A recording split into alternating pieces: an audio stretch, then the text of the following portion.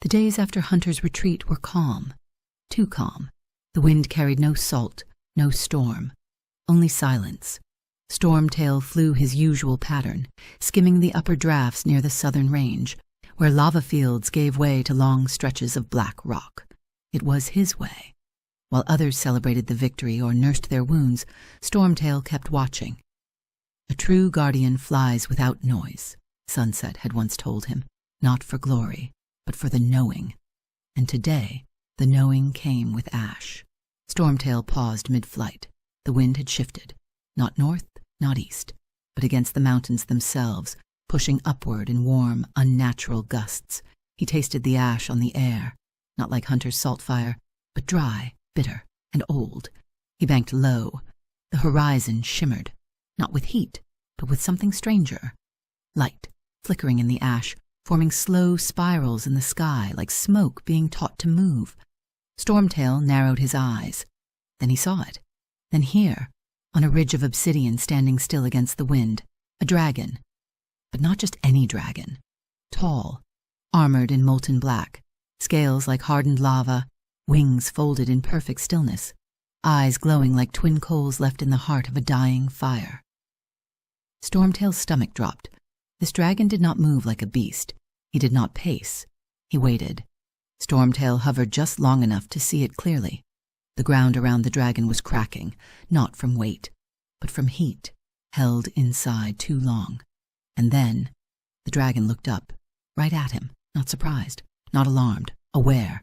Stormtail didn't shout, he didn't roar. He turned and dove, straight, for the sacred cliffs.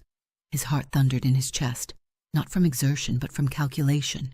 This wasn't an enemy. This was a strategy. The way the ash curled, the silence, the stare. This dragon wasn't rising out of instinct. He was announcing himself.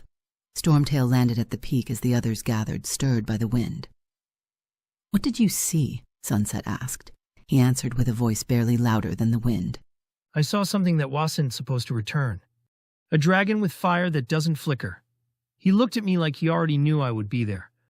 Sunset's face darkened. Did he say anything? Stormtail shook his head. "He didn't have to." The next morning, where Stormtail had hovered, a single symbol burned into the mountainside, not carved, not scorched, but melted into the rock. Vorthar.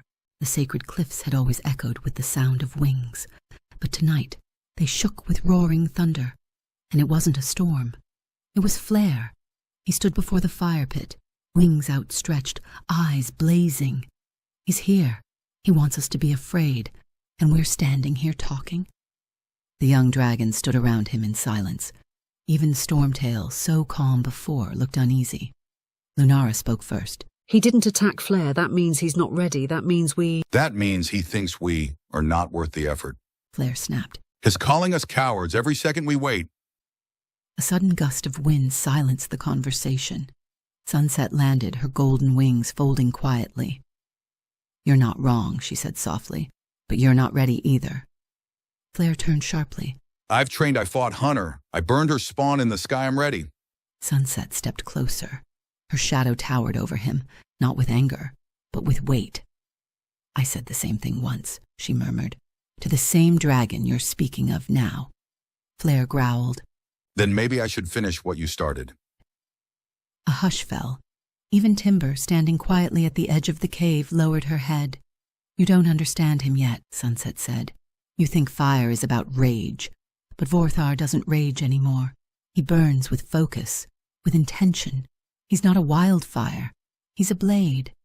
Then let me be the one to break it. Before anyone could stop him, Flare took flight, his wings cutting through the night air, streaking with flame. Hours passed. The sacred cliffs held their breath. Stormtail volunteered to follow, but Sunset stopped him. He must face this alone, at least for a moment. Lunara paced. "He's going to get himself killed." "Not yet," Sunset whispered. "Vorthar doesn't kill too quickly. He watches. He waits. He twists." Timber looked to the stars. "He's baiting him." "Yes," Sunset said, and Flare just took the hook. The ground was warm beneath Flare's claws. He flew until the skies turned red, not with sun but with glow. The air here tasted like old fire, the kind that never cooled. He landed near a rise of obsidian stone, breath heavy, heart pounding. And then, a voice, not loud, not booming, but controlled. I was wondering when my sister's pride would take flight. Flare spun around. Vorthar stood behind him, towering, silent, alive with power. I am here to stop you. You, Flare snarled. Vorthar tilted his head. Stop me, or become me. As Flare lowered into a defensive stance, the shadows behind Vorthar moved. Other dragons, black-scaled, ember-eyed. The Cinderbrood. Flare was not alone in this place, but he was very, very outnumbered. And Vorthar smiled, not with joy, but with certainty.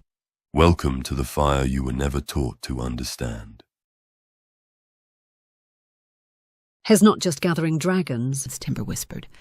Hes growing them. In the walls of our home. Stormtail said. Then, the tremor. The tunnel seals. Lava begins to rise. Vorthar's voice echoes. You looked beneath the roots, now burn with them. Flare trains alone. His claws strike stone, again and again, sparks flying. But no matter how hard he trains, he still sees Vorthar's eyes in the shadows. You're like her. Vorthar had said. You burn too bright to follow. Sunset lands behind him. Silence. Then, you met him, and you lived. Flare breathes hard. I am not sure I won. He didn't want you to. Not yet. Sunset steps beside him. He wants you to question your fire. He wants you to feel alone. Flare grips the rock. What if I do? Sunset turns her head. Then let me burn with you. It's the first time Flare doesn't pull away. He said, I could lead, then I would be stronger. Then you? You will be, Sunset says calmly, if you survive him.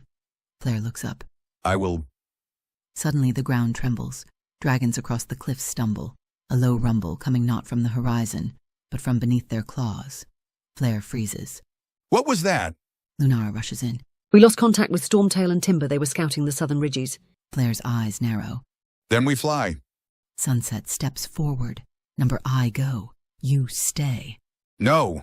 Flare shouts. This is my fight too. Before Sunset can answer, a massive crack tears through the training ground.